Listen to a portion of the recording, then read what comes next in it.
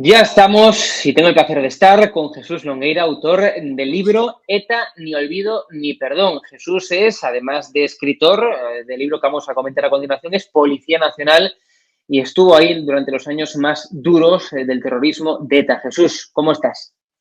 Hola, buenas tardes. Un saludo, bien. Antes de comenzar a hablar del libro, de ETA, ni olvido ni perdón, me gustaría preguntarte por tu experiencia como Policía Nacional en el País Vasco. Fíjate que yo tengo varios amigos policías nacionales que han estado en País Vasco y uno de ellos, después de estar en País Vasco, se fue destinado a Canarias, ¿no? Y me decía, oye, mira, sabemos perfectamente en Canarias quién viene, qué policía viene de País Vasco, porque fuera de sus horas de, bueno, pues de jornada, ¿no? Cuando no está trabajando, también llevan su arma, los que vivieron el terrorismo en País Vasco, porque tienen tal pavor, ¿no? A que le peguen un tiro incluso estando fuera de su horario de trabajo, que los que venían de País Vasco en Canarias, en otras zonas de España, llevaban también su arma reglamentaria, incluso, insisto, estando fuera de su jornada de trabajo. Pues casualmente yo también presté servicio en Las Palmas después y antes de haber estado allí porque estuve en varias etapas y realmente no es mi caso. Pero sí que tengo que reconocer que he conocido muchos compañeros que sí lo hacían, ¿eh? Es cierto. Más que nada por costumbre. En el subtítulo del libro, y ahora sí que ya entrando en tu libro, que de hecho lo estamos viendo en pantalla, ETA, ni olvido ni perdón, mencionas algo yo creo que muy interesante y que define a la perfección el momento, la situación política que estamos viendo en estos momentos. Una sociedad que premia a los verdugos y olvida a las víctimas. Ese es el subtítulo de tu libro. Nunca han tenido los proetarras, el brazo político de ETA, que a mi modo de ver se llama Bildu, el brazo político de ETA, nunca tuvieron tanto poder como en la actualidad. Es decir, ahora mismo gran parte de las políticas, de las leyes que se aprueban, tienen que tener el beneplácito, el apoyo de Bildu. Bildu, que por cierto viene de Sortu, recordemos, Bildu, es decir, una organización que desde luego en estos momentos lo que hace pues, es financiar a aquellos etarras que, por ejemplo, salen de las cárceles, buscarle trabajo. Eso es lo que hace mucha gente que está dentro de Bildu, dentro de Sortu y dentro de todo lo que es ese entramado, ¿no? Pues casualmente estoy de acuerdo y además tienes razón en decirlo, ¿no? Bildu no es otra cosa que los mismos canallas que, habiéndose llamado HB, pasaron por Euskal Herria Rock, Sortu, y ahora se agrupan bajo estas siglas que se llaman Bildu. Coincido contigo al 100%. Es más, ya no solo considero que sea injusto que estén dentro de la coalición de gobierno, sino que muchas veces son ellos realmente los que gobiernan. Y hay casos claros y concretos.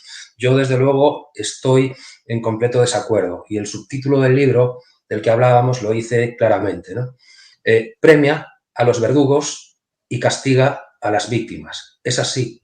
Olvido y abandono. No hay otra cosa que hablar. Es más, si te digo la verdad, en un primer momento, este era el título verdadero del libro, hasta que el editor Álvaro Romero y yo hablamos y pensamos, oye, hay algo que contenga las palabras ni olvido ni perdón.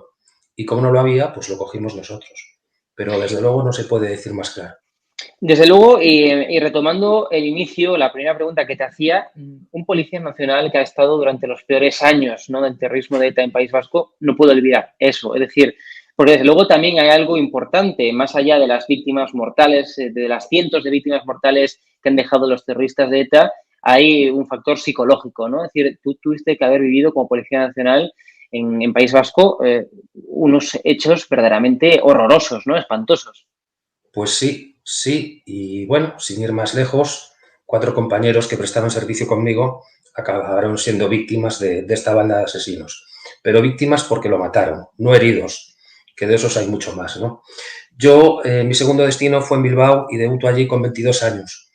Bueno, la descripción consta claramente con estas palabras, ¿no? Vi odio en sus ojos hacia mí, un chaval de 22 años, que no lo entendía, ni en mí ni en mis compañeros. Y ahí estaba el asunto. Ese odio venía combinado con algo de ignorancia.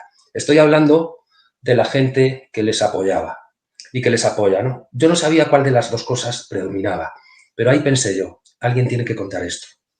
Dejarlo plasmado, bien sentado y por escrito. No pensé que fuera a hacerlo yo, pues porque en ese momento no me veía capacitado, pero sí es cierto que a la larga te das cuenta de que tienes que hacer algo.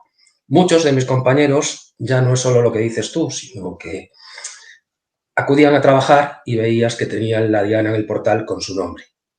Esos compañeros sí que bueno, es que aprovecho para mandarles ahora, digo esto emocionado, ¿eh?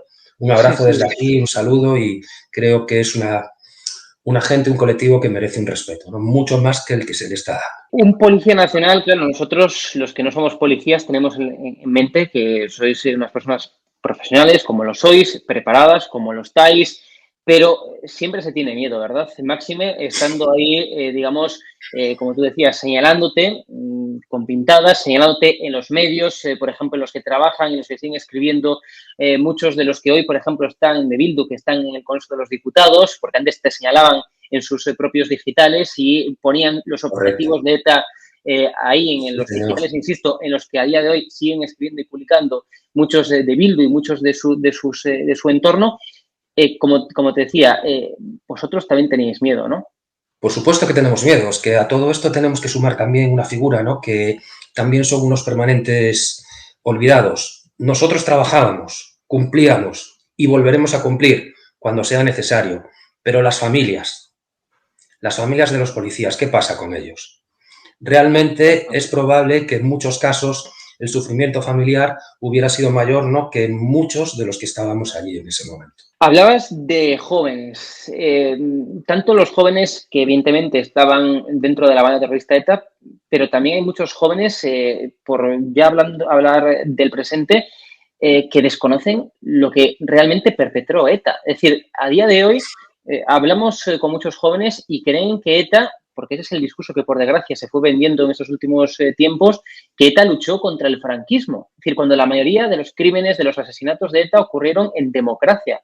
Y a día de hoy, y esto es verdaderamente increíble, muchos jóvenes tienen esa idea de que ETA contribuyó a luchar contra la dictadura de Franco. Pues efectivamente, tienes razón y se puede hacer pues una simple prueba, ¿no? Sales a la calle, te pones a preguntar y realmente ya no solo dudo que los jóvenes sean capaces de contestarla, sino que también es cierto que la mayoría de los mayores a veces te darán una respuesta que que no esperas. El 20 de noviembre de 1975, cuando fallece Franco, ETA llevaba 39 víctimas mortales. Se decretaron 3 días de luto y, bueno, la verdad es que la policía, la Guardia Civil y el ejército estuvo de guardia durante esos 3 días y el día 24 fue la siguiente víctima. Es falso, espurio y malicioso decir que luchaban contra Franco. Se aprovechan porque tuvieron cierta aprobación con el asesinato de Carrero Blanco. Sin más, en unos documentos que salieron a la luz después, en un boletín interno de la banda que se llamaba Zutik, ellos ya reconocían que el enemigo no era Franco. Sería Franco o quien estuviera ahí, porque ellos luchaban contra España. Así que cuando a alguien se le llene la boca diciendo que luchaban contra el fascismo, contra el franquismo, yo le llamo directamente mentiroso y las pruebas están aquí. Después de esos 39 ya has visto que han venido otros más de 800, con lo cual... Exacto. Y, Sí, sí, adelante, Jesús. y bueno, quiero comentar aquí también, ¿no?, que quizás en ese momento es cierto que la banda pudiera estar derrotada, porque la mayoría de sus integrantes estaban en prisión. Es más adelante con la ley de amnistía, la 4677, que vuelven a salir a la calle y muchos se integran otra vez de nuevo en la banda. Estoy hablando de presos con delitos de sangre. Si nos ponemos en la piel ahora de las víctimas de los terroristas de ETA, tiene que ser muy duro ver todos los privilegios que se le están dando. Es decir, ya no queda prácticamente ningún etarra, ningún preso de ETA que esté fuera de las cárceles de País Vasco y Navarra. Es decir, se han acercado a prácticamente todos, por no decir a todos. Hubo una Sí. ingente cantidad de privilegios que se le han otorgado a estos terroristas, a estos asesinos, en los últimos tiempos. ¿Cómo puede ser que aquí se trate mejor a veces se le dé más privilegios a los propios presos etarras que no a las familias que, por ejemplo, para reunirse con el Ministerio del Interior, con Marlaska o con personas del gobierno o con quien sea, pues notan todo tipo de impedimentos en muchas ocasiones? Es cierto, es correcto. Y además veremos lo que pasa antes de estas navidades, porque muchos, me imagino que los últimos que quedan ya pasarán el turrón en sus casas, ¿no? Es así. Soy contrario a toda esta política, porque yo considero que las víctimas que hoy en día todavía tienen en los lugares donde han asesinado a sus seres queridos las pintadas amenazantes son quien tienen que tener más voz en este proceso que los propios verdugos, y desgraciadamente ocurre al revés. ¿Cuál es la situación ahora mismo en País Vasco-Navarra? Yo la última vez que tuve que hacer un reportaje en Alsasua, que justamente fui a cubrir los Peguna, esta fiesta del odio contra la Guardia Civil que perpetran año tras año y se les permite. Muchas manifestaciones o muchos actos se impiden, pero esto todos los años se permite una fiesta del odio contra la Guardia Civil en Alsasua. Bueno, pues yo la última vez que fui, por cierto, por recomendación de la subdelegación del gobierno, tuve que ir con tres escoltas de la Guardia Civil. Insisto, hace 2 años, esto no estoy hablando de hace 10, 20 años, no, hace 2 años por recomendación tal. En todas las esquinas era hijo de puta, no sé qué. La Guardia Civil tuvo hasta que, nunca lo olvidaré, ver los bancos del coche en el que íbamos, ¿no? Es decir, ¿cuál es la situación actual en País Vasco Navarra? ¿Qué te cuentan tus compañeros que actualmente están ahí? Pues es esa, exactamente igual, ¿no? Y la gente que vive allí sigue sufriendo el acoso de esta gente. Acoso que se manifiesta de varias maneras. Como te he dicho, pintadas, la familia, etcétera, etcétera. Desgraciadamente eso que has dicho tú de tener que mirar el coche, pues te podrás figurar que así de veces, ¿no? Es cierto, ¿no?, que hoy en día no se produce, digamos, ese evento de que tengas la tensión todas las mañanas de cogerlo Claro. o de no cogerlo. Pero mucha gente ha vivido eso y no lo olvida. Estamos viendo, digamos, una crispación política cada vez más importante en España. Ya no solamente preocupa, por ejemplo, bueno, pues que en País Vasco pues pueda retomar de alguna forma, no tanto como hemos vivido en esos años de plomo, ¿no?, del terrorismo de ETA, pero sí que de alguna forma estamos viendo cómo se está incrementando la violencia, la inseguridad en España, especialmente también en zonas de Cataluña, en Barcelona, por ejemplo.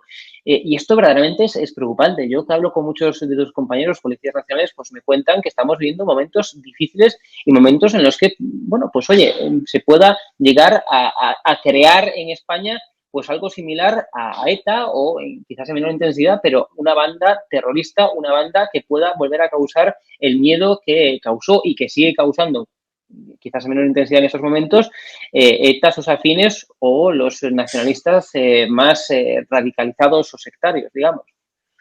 Pues veremos a ver lo que pasa próximamente, ¿no? Mi opinión es coincidente con la tuya y quiero incidir en todo caso con lo que va a suceder cuando se reformule de nuevo la Ley de Seguridad Ciudadana que está en vigor ahora mismo, porque si ya en el momento actual la policía lo tiene difícil para hacer frente a todos estos actos, pues imagínate, a partir de entonces, cuando no haya que comunicar las manifestaciones, cuando no puedas identificar a un tío porque superas las 2 horas, etcétera, etcétera, va a ser un auténtico desmadre y un auténtico cachondeo.